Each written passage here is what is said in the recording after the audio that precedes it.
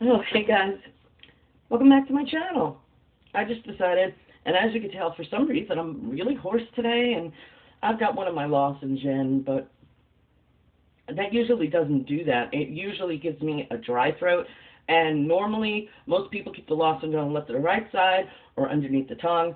I actually have mine stuck to the roof of my mouth, but hey, I'm not smoking, so. But I wanted to do a tutorial with you guys on how to tie another scarf. Now, I got this one. This one was, I think, $2 or $3 at Goodwill. And I don't know if you guys can see the pattern on that really well on the camera. Maybe if I folded it in half, you guys can see it because it's not so see-through. It's got a lot of, blues and grays in it, and I thought it would be great that it would go with the new outfit that I got from my modesty. So I'm going to do this because you guys already know this part. I like to wear square scarves, and that's exactly what this one is. And this is one of the huge, huge square scarves. I remember when I was first tying scarves that I could not stand a square scarf because I did not know how to tie it. So I got in with this group. Sorry about that. I'm kind of moving you guys a little bit here, so you're not so over there, and I don't have to stand so close to the wall. But I went to this group, and it's called Rapunzel Ladies has a group, and it is on Facebook. It is their Rapunzel Ladies group, and there are a whole bunch of women in there, and they are all religions, all walks of life. Whether they have a religion or not, they like to tie, this, that, and the other. And, a lot of us women are getting back to the old way and putting on scarves, whether we're religious or not. So I had asked them on how to tie it, and they gave me a few tips. And also, the Rapunzel Ladies have actually been putting it up on their site. So this is a great way to do an underscarf. This is also a great way to, have another scarf. It's those hot, hot days, so you have your undercap, which is cotton, I hope, or silk. Just remember that silk has a tendency not to let your hair breathe. So, if you've got hair damage, use silk. If not, you can use the cotton. Make sure it's 100% cotton. Otherwise, it's just going to cause more havoc. So with that said, you take the scarf and you fold it in half. And I seem to be having trouble folding it in half today. I don't know why, but it just seems to have an issue.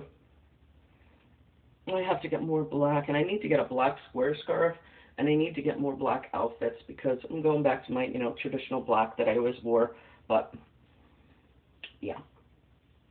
So now that you have it in half, and it looks like a triangle, mine looks like a crappy triangle, it happens.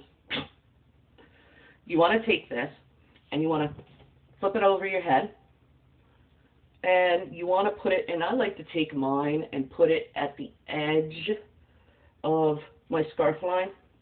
So it sits like that. Now you can pull your scarf back more if you have to. And it just sits like that. Now I could just tie it like that and leave it all in the back, put, a rubber band or something there and leave it and just have it like that.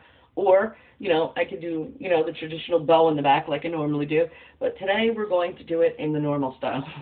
So, now that I look like, a nun, what you're going to do is you're going to take that triangle part in the back and you're going to flip it up over your head so it looks like this.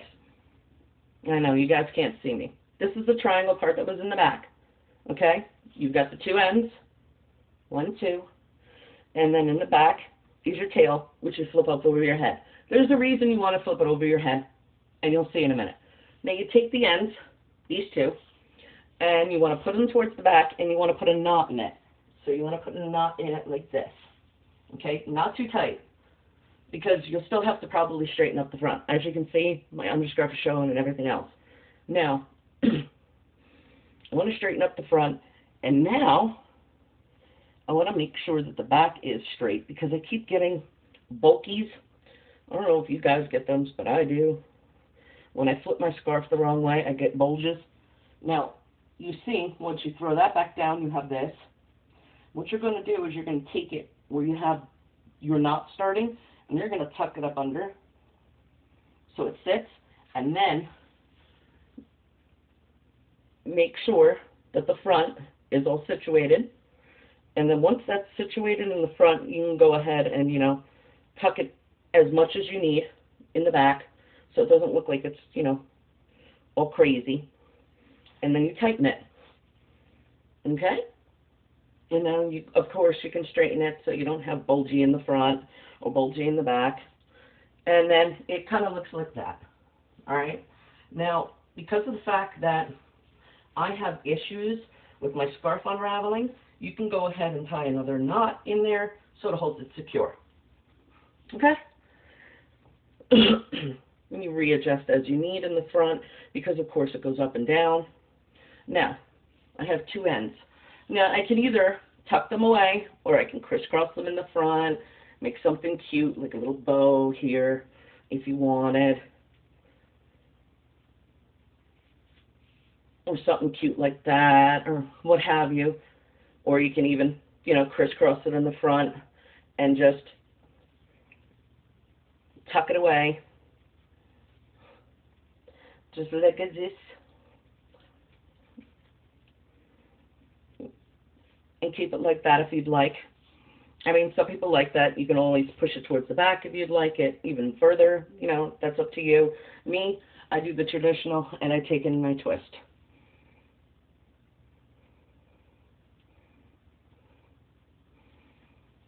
And now you're going, you know, the gray outfit that you're wearing, you already have a scarf. Look, I'm getting to that. This is the great idea about having multiple scarves in the house. Now, this scarf was not donated. Actually, I got this at Goodwill. They had a 4th of July sale, and if you missed it, all scarves were $1 and change. So, yeah, I bought this actually before it. So, I kind of boo-booed on myself there. I could have only gotten it for $1. But, yeah. So, what you want to do is you want to make sure that you tied it around your bun in the back. I don't know if you guys could see that because I wasn't standing in the right way. So, basically what you're doing is you tied it around the bun in the back, like this, like so. And then you just kind of twist it around so it hides it.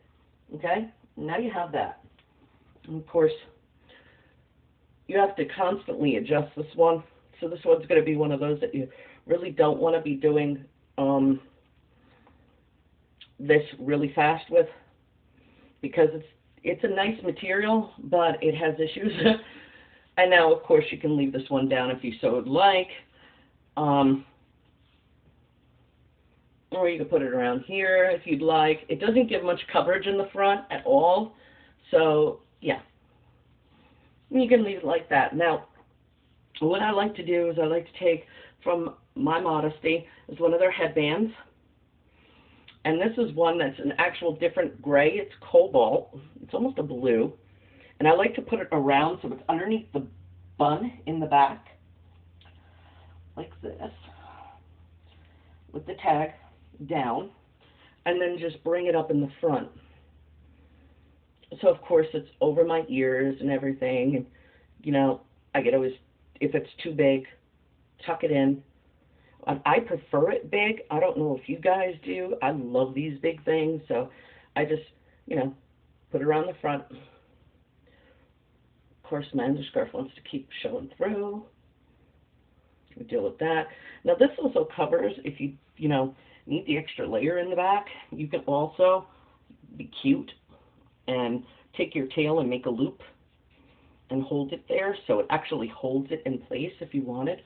And then, of course, it makes it bulky there. But you can always adjust it so it's downward and over your ear so it holds it there.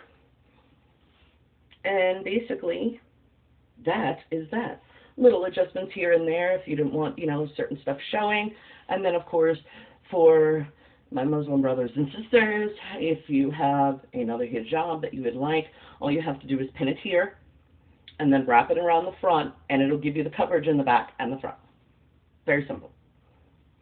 It gives you a nice underscarf, and it gives you something that you can use for celebrations or weddings or parties or anything. I have no problems with it. You know, a nice fancy headband across this headband would be really nice. If you have like rhinestones or something, you can put that on. I'll be adding my earrings a little bit later, and we will come back in the next video to show you how I am going to sit there and do my makeup. and I'm going to be doing a full face makeup, so I'm going to need to push this back a little bit so I don't get it on my scarf or anything else.